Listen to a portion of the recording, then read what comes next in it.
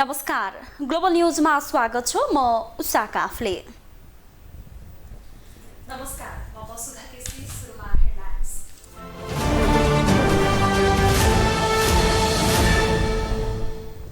न्यायालयको परामर्शबाट देउवा प्रधानमन्त्री बनेको 1 वर्ष पुरा। विगतको छवि सुधार्न भन्दा खास साख गिराउनमै उद्धत। राजनीतिक दलको विकल्प नरहेको एमाले अध्यक्ष ओलीको दाबी। नेताहरूलाई गाली गर्ने काम बन्द गर्न स्वतन्त्रहरूलाई सुझाव। सीपीसीका नेता लिउ नेपाल भ्रमण सकी स्वदेश फर्किए। नेपालको भूमि आफू विरुद्ध प्रयोग नहुनेमा ढुक्क भएको नेताहरूको भनाई। नेपाल नागरिकता पहिलो संशोधन विधेयक प्रतिनिधि सभामा पेश। सबैलाई नागरिकता सुनिश्चित गरेको गृह मन्त्रीको भनाई। र प्रदर्शन चर्किएसँगै श्रीलङ्काली राष्ट्रपति राजापक्षले देश छाडेर भागे। प्रधानमन्त्री विक्रमसिंहे कार्यवाहक नियुक्त।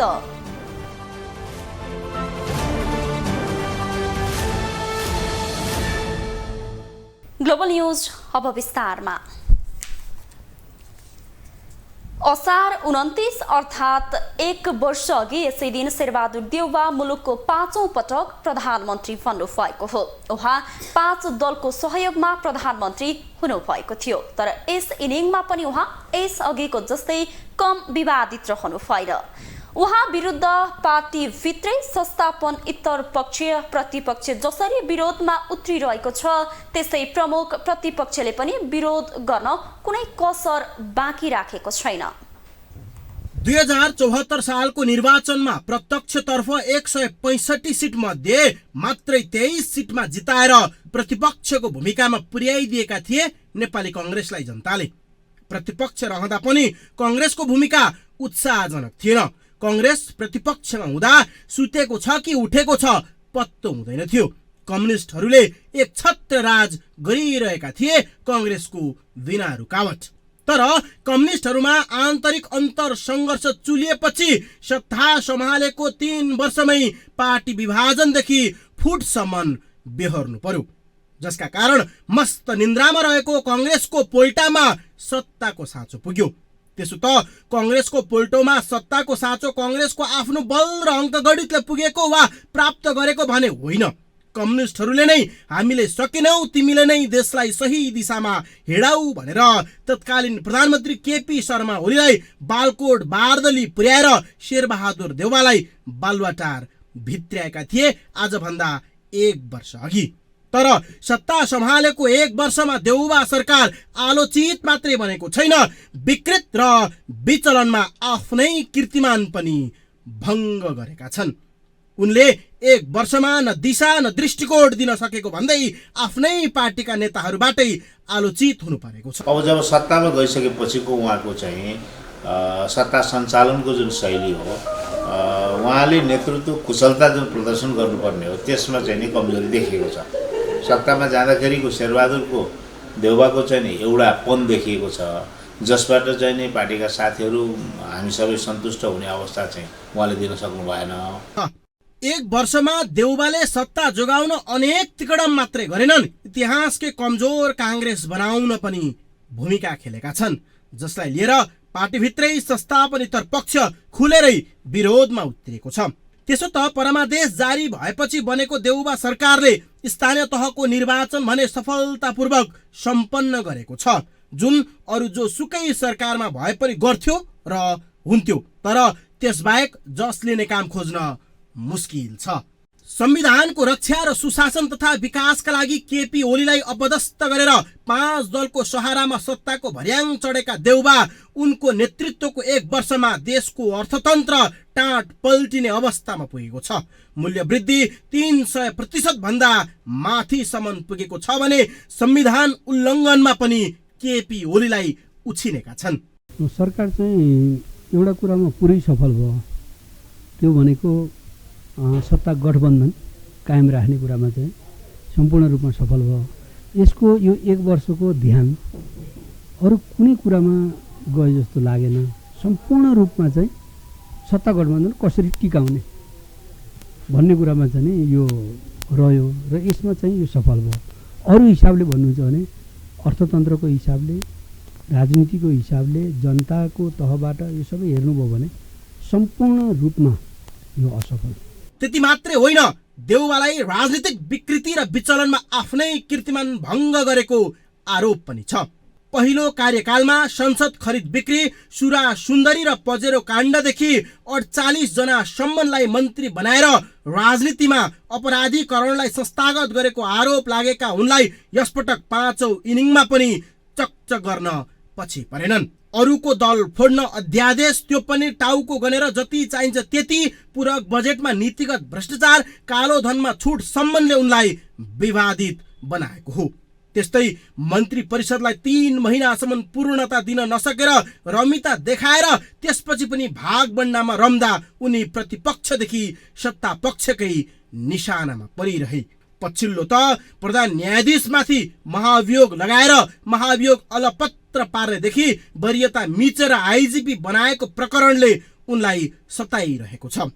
बजेट निर्माणमा बिचौलिया भित्र्याउनेदेखि आफ्नै छोरालाई पोस्ने नीतिले लगातार प्रतिपक्षको शिकारमा उनी परिरहेका छन्।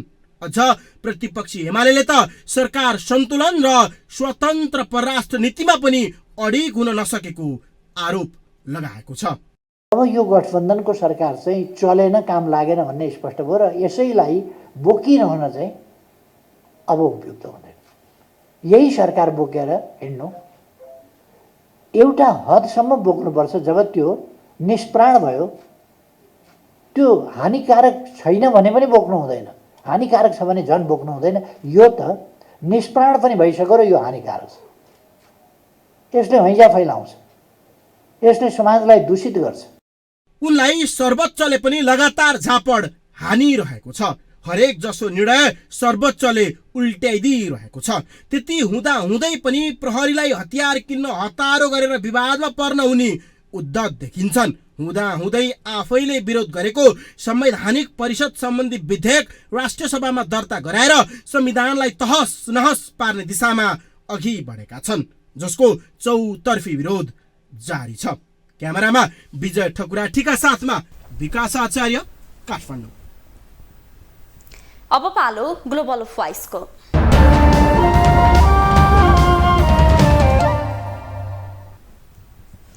शेरबहादुर देउवा नेतृत्वको यसै सन्दर्भमा ग्लोबल भोइसमा आज हामीले सर्वसाधारणलाई सोधेका छौँ, शेरबहादुर देउवा नेतृत्व सरकारको वर्ष दिन कस्तो लाग्यो? आफ्नो कार्यकर्ताभन्दा अरूलाई प्रश्रय दिएर, आफ्नो पार्टीभन्दा अरूलाई उत्थानमा ल्याएर, आफ्नो घर भत्काएर अर्काको घर टालटुल पार्ने काम गरेर अनि त्यसैमा उसले खुसी भएर बाँदर नाचे जस्तो नाचेर मैले जस्तो देशमा कसले के गरेछ र भन्ने एउटा कुरा र दोस्रो कुरो मलाई सधैँ देश र जनताको चिन्ता छ भन्ने, घर परिवार र चाहिँ आफन्त आसेपासेको चिन्ता गर्ने, त्यस पछाडि स्वार्थ कताबाट सिद्ध हुन्छ त्यतातिर मात्रै लागिरहने यो गठबन्धनको काम पनि त्यही हो। हुन त अब सबैको अलमत भएपछि गठबन्धन त गर्नै पर्ला सरकार चलाउन, तर यो दूषित गठबन्धन भयो। किनभने हिजो हुन त अब नेपाली काङ्ग्रेस पनि क्रान्तिकारी पार्टी हो, पहिला राणाहरूलाई विस्थापित गरेर आउनुभन्दा अगाडि त ऊ पनि क्रान्तिकारी थियो, उसले पनि आन्दोलन गर्यो, युद्ध गर्यो। तर हिजो आफैलाई छानी छानी मार्ने, आफ्नै कार्यकर्ताहरू मार्ने पार्टीको घोडा चढेर आफ्नो घर चाहिँ नि भत्काएर उनीहरूको काँधमा बसेर उसको काँधमा बसेर हिँडेको मान्छे कतिखेर लडाइन्छ थाहै नपाउने यस्तो अन्धो देउवाको कुरा नगर्दै राम्रो हो। देउवा सरकारले काम राम्रो गरेको छैन।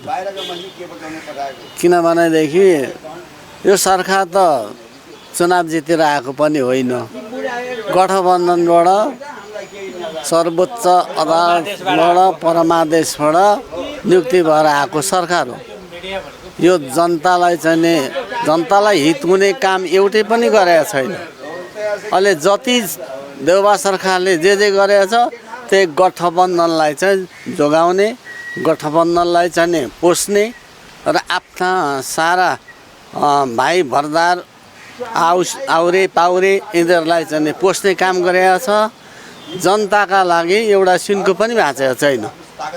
अहिले त देशलाई यस्तो पुर्यायो जसमा चाहिँ के अरे श्रीलङ्का सरह पुर्याउन लागेको छ। अनि विदेशी सेना ल्याएर देशभित्र राख्ने कसको अनुमतिले राखेको? नेपाली जनताको अनुमति छैन विदेशी सेना नेपालमा राख्नलाई। नेपाली जनताले अनुमति दिएको पनि छैन, दिन नि दिँदैन, दिन पनि हुँदैन। विदेशी सेना के कारणले ल्याएर राख्यो? एमसिसीको नाममा होइन, एसपिपीको नाममा, के को नाममा नेपालीलाई भेडा भाडा सम्झेको छ। यही दिन खालस दनक देउबा सरकारले 1 वर्षमा आफ्नो सत्ता जोगाउने प्रयास गर्यो र सत्ता अहिलेसम्म जोगाइराखेको छ। अझ चुनावमा पनि गठबन्धन नै जाने भनेर भन्छ। काङ्ग्रेसलाई चाहिँ ध्वस्त पार्यो। नेकपा एमालेका अध्यक्ष एवं पूर्व प्रधानमन्त्री केपी शर्मा ओलीले दलहरूको आवश्यकता, औचित्य र अपरिहार्यता छनै बटेर गएको बताउनु भएको छ। अध्यक्ष ओलीले दलहरूमाथि घृणाभाव फैल्याउने प्रयास भइरहेको भन्दै असन्तुष्टि व्यक्त गर्नुभयो। उहाँले स्थानीय तह निर्वाचनमा उठेका स्वतन्त्र उम्मेदवारप्रति लक्ष्य गरी जान्ने हुनका लागि, ठुलो हुनका लागि पनि राजनीतिक दलहरू र नेताहरूलाई गाली गर्ने प्रवृत्ति आएको भन्दै असन्तुष्टि व्यक्त गर्नुभएको हो। उहाँले दलहरू भन्दा व्यक्ति निष्पक्ष हुन्छन् भन्ने धारणा सही नभएको पनि स्पष्ट पार्नुभयो। जान्ने हुनका लागि, निष्पक्ष हुनका लागि, ठुलो हुनका लागि, अरूभन्दा पृथक हुनका लागि राजनीतिक दल र नेतालाई गाली गर्नुपर्छ। अनि त्यो व्यक्ति चाहिँ अलिकति निष्पक्ष, तटस्थ भन्ने ठानिने खालको स्थितिको एउटा यस्तो पर्सेप्सन, यस्तो इम्प्रेसन दिन खोजिएको छ। त्यो कुरा साँचो होइन, त्यो सही होइन।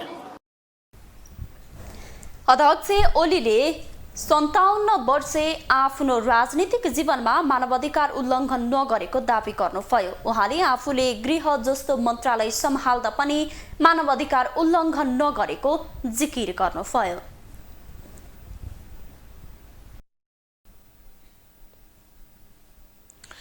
राजनीतिक दलका नेताहरूले चीनको एकमात्र चासो नेपालको भूमि आफू विरुद्ध प्रयोग हुने हो कि भन्ने रहेको प्रतिक्रिया दिएका छन्। चिनिया कम्युनिस्ट पार्टीका विदेश विभाग प्रमुख लिउ जियानचाओ 4 दिने भ्रमण सकी स्वदेश फर्किएपछि नेताहरूले नेपालमा भइरहेका पछिल्ला गतिविधिप्रति सशंकित रहेको बताएका हुन्। वामपन्थी नेताहरूले नेपालमा पछिल्लो समय भइरहेका गतिविधिप्रति चीनको चासो बढेको स्वीकार गरेका छन्। चिनिया कम्युनिस्ट पार्टीका विदेश विभाग प्रमुख लिउ जिनचाओको भ्रमणका क्रममा यो चासो अभिव्यक्त भएको उनीहरूले बताएका हुन्। नेकपा एकीकृत समाजवादीका सम्मानित नेता झलनाथ खनालले विभिन्न योजना मार्फत नेपालको भूभाग प्रयोग गरी आफू विरुद्ध आक्रमण हुने हो कि भन्ने चिन्तामा रहेको दावी गरे। तर नेपालका सबै दलले एक चीन नीति र चीन विरुद्ध नेपाली भूमि प्रयोग गर्न नदिन प्रतिबद्धता व्यक्त गरेको उनको भनाइ छ। र नेपालका सबै जसो मुख्य राजनीतिक पार्टीका नेताहरूसँग भेटघाट गर्नुभयो र यी सबै पार्टीहरूसँग चिनिया कम्युनिस्ट पार्टीका सम्बन्धहरूलाई गहिरो बनाउन भूमिका खेल्नुभयो र साथसाथै चीनका विरुद्ध नेपालमा कसैले पनि यो नेपालको भूमिलाई प्रयोग गर्न नसकोस्। अहिलेको भू राजनीतिक परिस्थिति जुन छ त्यो भू राजनीतिक परिस्थितिमा विदेशीहरूले चीनका विरुद्ध कुनै प्रकारले नेपालको भूभाग प्रयोग गर्ने हुन् कि भन्ने कुराहरूमा चीनको चिन्ता छ। नेकपा एमालेका नेता तथा सांसद प्रदीप कुमार गेवालीले पनि चीनले नेपालको एक चीन नीतिमा निरन्तर खोजेको दावी गरे। नेपालको भूमि चीनका विरुद्ध प्रयोग नहोस् भन्नेमा चीन संवेदनशील देखिएको उनको भनाइ छ।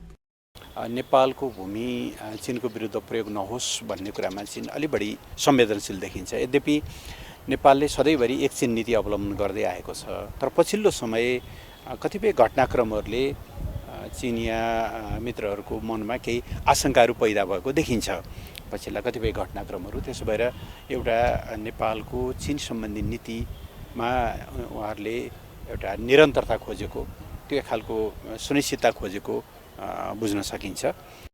नेकपा माओवादी केन्द्रका नेता तथा सांसद हरिबोल गजुरेलले नेपालका पछिल्ला केही निर्णयका कारण चीन सशंकित भएको दावी गरे। चिनिया विदेश विभागका प्रमुखको नेपाल भ्रमण भएको यसैका लागि रहेको उनले बताए। चिनिया कम्युनिस्ट पार्टीले नेपालका वामपन्थी दलहरू एकै ठाउँमा आइदिउन् भन्ने चाहना राख्नु अस्वाभाविक पनि नभएको उनको भनाइ छ। चिनिया कम्युनिस्ट पार्टी नै भएको कारणले गर्दा स्वाभाविक रूपमा वामपन्थीहरू एक ठाउँमा आइदिनु भन्ने उनीहरूको चाहना हुने नै भयो। त्यो स्वाभाविक कुरो, त्यसलाई हामीले अन्यथा लिनुहुन्न। तर पनि फेरि यहाँ एकता को गर्ने नगर्ने भन्ने कुरो चाहिँ नेपालका राजनीतिक दलहरूकै प्राथमिकताको विषय नै हो। तर कम्युनिस्टहरू मिल्ने भने को कम्युनिस्ट हो होइन त्यो पनि छुट्याउनु पऱ्यो नि त। कम्युनिस्टहरू मिल्ने त भन्यो को वामपन्थी हो होइन छुट्याउनु पऱ्यो होइन। हामी त मिलेकै हो, वाम गठन गरेकै हो, एकता गरेकै हो। नेताहरूले एसियामा शक्ति राष्ट्रहरूको हस्तक्षेप बढिरहेको र त्यसको बाछिटा नेपाल मार्फत आफ्नो संवेदनशीलतामा नपरोस् भन्ने चीनले चाहेको बताए। नेपालको 4 दिने भ्रमण सकी चिनिया कम्युनिस्ट पार्टीका विदेश विभाग प्रमुख लियु चिन्चाओ बुधबार नै स्वदेश फर्किएका छन्। नेपाल राष्ट्र बैंकका गभर्नर महाप्रसाद अधिकारी विवादमा तानिनु भएको छ। मंगलबार एमालेको अर्थ तथा योजना विभागलाई पूर्णता दिँदै दोस्रो नम्बरमा एम अधिकारी नाम गरेका व्यक्तिको नाम आएपछि उक्त व्यक्ति गभर्नर अधिकारी नै भएको भन्दै चौतर्फी आलोचना भएको छ। जुन विषयलाई लिएर बुधबार संसद बैठकमा सत्तारूढ दलका सांसदहरूले गभर्नर अधिकारीको राजीनामा माग गरेका छन्। नेपाल राष्ट्र बैंकका गभर्नर महाप्रसाद अधिकारी विवादमा तानिएका छन्। मंगलबार एमालेको अर्थ तथा योजना विभागलाई पूर्णता दिँदै दोस्रो नम्बरमा एम अधिकारी नाम गरेका व्यक्तिको नाम आएपछि उक्त व्यक्ति गभर्नर अधिकारी नै भएको भन्दै चौतर्फी आलोचना सुरु भएको छ। कुनै पनि सार्वजनिक पदमा रहँदा दलमा आबद्ध हुन र सक्रिय राजनीतिमा लाग्न नपाइने कानूनी व्यवस्था छ। तर कानूनी व्यवस्थाको विपरीत हुने गरी अधिकारी एमालेको अर्थ तथा योजना विभागमा सदस्य रहेको आशंकामा उनी विवादमा तानिएका हुन्।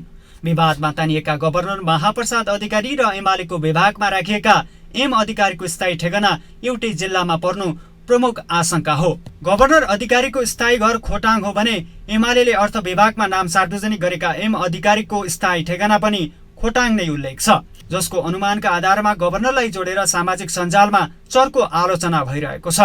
यता विवादमा तानिएपछि गभर्नर अधिकारीले आफू सो व्यक्ति नरहेको स्पष्ट पारेका छन्। गभर्नर अधिकारी प्रकरणले संसदमा समेत प्रवेश पाएपछि बुधबार संसदमा बोल्ने सत्तारूढ दलका सांसदले राजीनामा माग गरेका छन्। संसद बैठकमा नेपाली कांग्रेसका सांसद गगन कुमार थापाले राष्ट्र बैंकका गभर्नर महाप्रसाद अधिकारीप्रति कटाक्ष गरे। बैठकको शून्य समयमा बोल्दै कांग्रेस महामन्त्री थापाले मौद्रिक नीति ल्याउँदा अर्थतन्त्रलाई चलायमान हुने गरी ल्याउनु पर्ने तरलताको अभाव, चुलिदा व्यापार घाटा, घट्दो विदेशी मुद्रा सञ्चिति, आकाशिदो मूल्यवृद्धि र मागमा सङ्कुचन जस्ता चुनौतीलाई सामना गर्ने गरी मौद्रिक नीति ल्याउन अधिकारीलाई सुझाव दिए। तरलताको अभाव, चुलिदो व्यापार घाटा, घट्दो विदेशी मुद्रा सञ्चिति, आकाशिदो मूल्यवृद्धि र मागमा सङ्कुचन, यी चुनौतीहरूलाई सामना गर्ने गरी मौद्रिक नीति ल्याइनुपर्छ। परियोजनामा आधारित कर्जा, बैंकिङ प्रणाली बाहिर रहेको पैसालाई सिस्टममा लिएर आउने कुरा र केही घरानाहरूको कब्जामा रहेको इकोनोमीलाई बाहिर लिएर आउने आँट मौद्रिक नीति मार्फत गरिनुपर्छ। शेयर बजारमा सुधार गर्ने भनेर 4/12 को नीति ल्याइयो। यसले ठुलालाई पोस्ने, सानोलाई कस्ने काम गर्यो। राष्ट्र बैंकले जे सोचेको भए पनि अपेक्षा गरेको परिणाम नआइसकेपछि अब यसलाई सच्याउनुपर्छ। यसलाई सच्याइएन, यसलाई हटाइएन, बन्द गरिएन भने लाखौं शेयरमा लगानी गरेका साना लगानीकर्ताहरू सडकमा आइपुग्छन्। मैले गरेको यो सबै सम्पूर्ण अनुरोध नेपाल राष्ट्र बैंकको गभर्नर श्री महाप्रसाद अधिकारीलाई हो, नेपाल कम्युनिस्ट पार्टी एमालेको अर्थ योजना विभागका सदस्य मिस्टर एम अधिकारीलाई मलाई भनेको हो कि भनेर उहाँले बुझ्नु भएमा क्षमा चाहन्छु। त्यस्तै माओवादी केन्द्रकी सांसद रेखा शर्माले राष्ट्र बैंकका गभर्नर अधिकारी र एम अधिकारी एउटै भएको आशंका गर्दै छानबिन गर्न माग गरेकी छन्। उनले राष्ट्र बैंकको नियम अनुसार गभर्नर कुनै पनि राजनीतिक दलका सदस्य हुन नपाउने भन्दै तत्काल छानबिन गर्न माग गरेकी छन्। म सम्मान्य सभामुखज्यूलाई मार्फत नेपाल सरकारको ध्यानाकर्षण गराउन चाहन्छु। हाम्रो प्रचलित कानुन, दल सम्बन्धी कानुन, राष्ट्र बैंक कर्मचारी ऐन, नियमावली, यो सबै विषयमा राष्ट्र बैंकको गभर्नर, डिप्युटी गभर्नर नियुक्त हुनको निम्ति कुनै पनि दलमा आबद्ध नभएको व्यक्ति हुनुपर्ने छ भन्ने जुन व्यवस्था छ, त्यो व्यवस्थाको विपरीत यसमा नियुक्त हुने, नियुक्त गर्ने जुन प्रयास भयो, जुन काम भयो, यो कानुन विपरीत छ, यो हाम्रो ऐन विपरीत छ, यो नियमावली विपरीत छ। त्यसकारण सम्मान्य सभामुखज्यू मार्फत म नेपाल सरकारसँग के आग्रह गर्न चाहन्छु भने यसरी ऐन नियम विपरीत यसमा लाग्ने, यसमा नियुक्त हुने व्यक्ति, नियुक्त गर्ने व्यक्ति र फेरि यसरी ऐन नियम विपरीत जसरी एउटा अन्तर्पार्टी निर्देशनमा जुन नाम देखिएको छ, एउटा विभागको सदस्य रहने महाप्रसाद अधिकारी जो राष्ट्र बैंकका गभर्नर हुनुहुन्छ, जसले अर्थतन्त्र सम्हाल्नु पर्नेमा अर्थतन्त्र बिगार्दै हुनुहुन्छ, उहाँका विषयमा गम्भीर ढङ्गबाट छानबिन गरियोस् र गम्भीर ढङ्गबाट छानबिन गरेर दोषी उप कारबाही गर्ने, हाम्रो प्रचलित ऐन मुताबिक दोषी उप कारबाही गर्नको निम्ति नेपाल सरकारले गम्भीरतापूर्वक ध्यान दियोस् भन्ने कुरा राख्न चाहन्छु। एमाले भने प्रतिनिधि सभा बैठकमा गभर्नर अधिकारीको बचाउ गरेको छ। सांसद कृष्ण भक्त पोखरेलले गभर्नर महाप्रसाद अधिकारी आफ्नो दलमा नरहेको भन्दै एम अधिकारी भन्ने व्यक्ति एमालेको अर्थ विभागमा रहेको र राष्ट्र बैंकको गभर्नर हो भनी सत्तापक्षका सांसदहरूले अर्थ मन्त्रालयको असक्षमता लुकाउन मनोगत भावना राखेको आरोप लगाए। तपाईँ एमालेको अर्थ विभागमा रहेको र उहाँ राष्ट्र बैंकको गभर्नर हो भने सत्तापक्षको सांसदहरूले अर्थ मन्त्रालयको असक्षम लुकाउनका लागि विषयान्तर गरी मनोगत भावना राखेको देख्दा आफैलाई दया भाव जागिरहेको छ। स्वयं गभर्नर महाप्रसादजीले म कुनै पार्टीमा छैन भन्ने वक्तव्य दिइसकेको विषय संसदमा प्रश्न उठाउन मिल्ने विषय पनि होइन। अवैध अरबौं रुपियाँलाई वैध बनाउन गठबन्धन सरकारले दिएको आदेश नमान्दा श्रीलङ्का हुने रहेछ भन्ने मान्यज्यूहरूको बुझाइ हो भने त्यस्तो बुझाइप्रति हाम्रो दया भाव बाहेक अरू केही रहन सक्दैन। त्यसो त एमालेसँगको अधिकारीको सम्बन्ध भने निकै गाढा देखिन्छ। तत्कालीन समयमा एमाले अध्यक्ष केपी शर्मा ओली नेतृत्वको सरकारको बेला लगानी बोर्डको अध्यक्ष भएका अधिकारी एमालेकै पालामा गभर्नरमा नियुक्ति भएका थिए। एमाले समर्थित भएकोले तत्कालीन अर्थमन्त्री जनार्दन शर्माले आफूलाई असहयोग गरेको भन्दै निलम्बन गरेर छानबिन समिति समेत बनाएका थिए। तर सर्वोच्चले गभर्नर अधिकारीमाथि थालिएको छानबिन नै बहदर गर्दै काममा फर्किन बाटो खोलिदिएको थियो। ग्लोबल टेलिभिजनका लागि क्यामेरामा राजु थापाका साथमा विनोद विक्रम भण्डारी, काठमाडौँ। ग्लोबल न्यूजमा एकैछिन ब्रेक।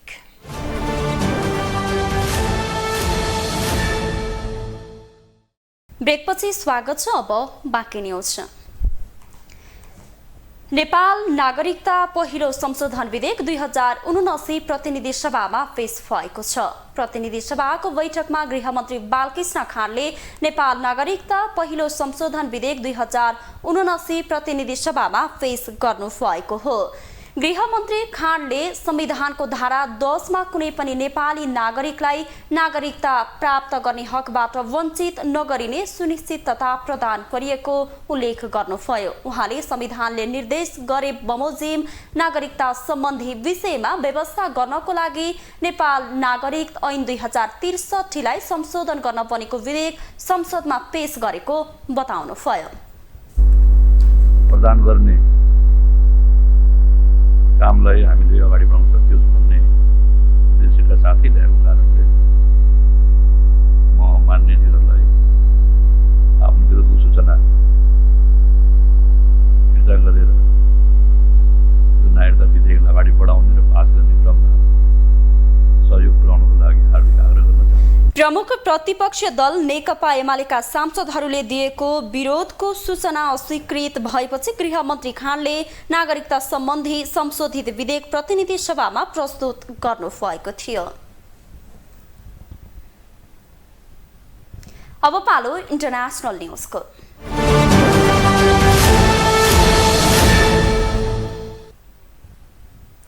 श्रीलङ्काका राष्ट्रपतिले देश छाडेर भागेका छन्। श्रीलङ्काको आर्थिक सङ्कटलाई लिएर व्यापक प्रदर्शन भइरहेका बेला राष्ट्रपति गोटाबाया राजापाक्से बुधबार बिहान सेनाको विमान चढेर भागेका हुन्।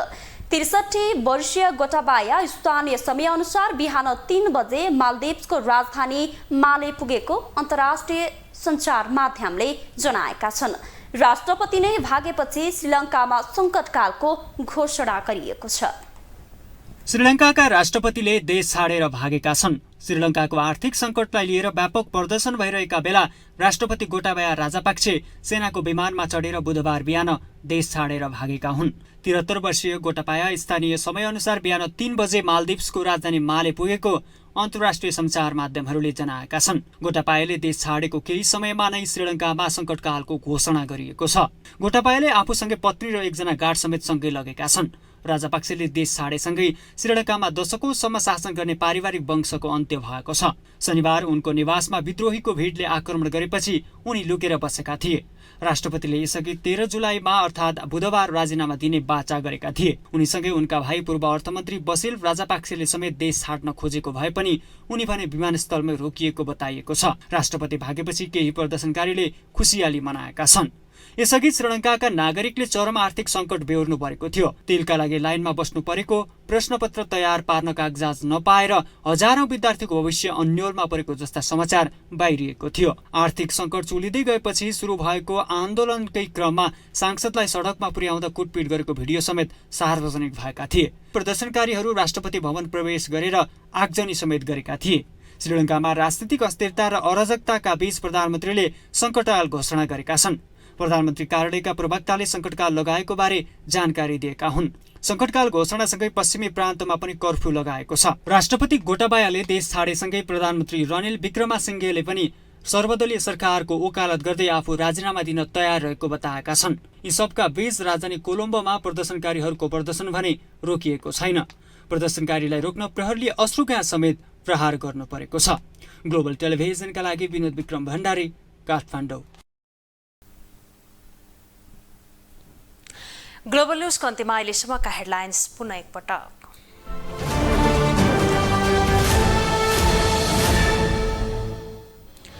न्यायालयको परमादेशबाट देउवा प्रधानमन्त्री बनेको 1 वर्ष पूरा, विगतको छवि सुधार्न भन्दा साख गिराउनमै उद्धत।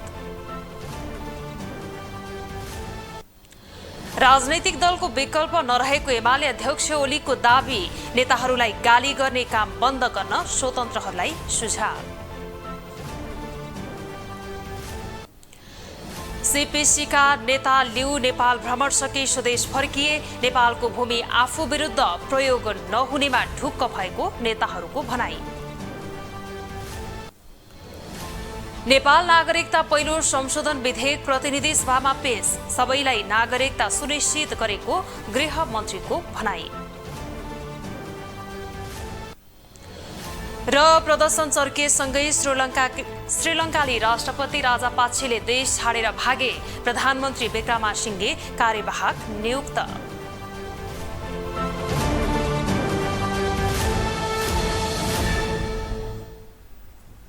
ग्लोबल न्यूज अहिलेलाई यति नै। ग्लोबल टेलिभिजन तपाईँ फेसबुक तथा युट्युबमा पनि प्रत्यक्ष हेर्न सक्नुहुनेछ। ग्लोबल टेलिभिजन हेर्दै गर्नुहोला। नमस्ते।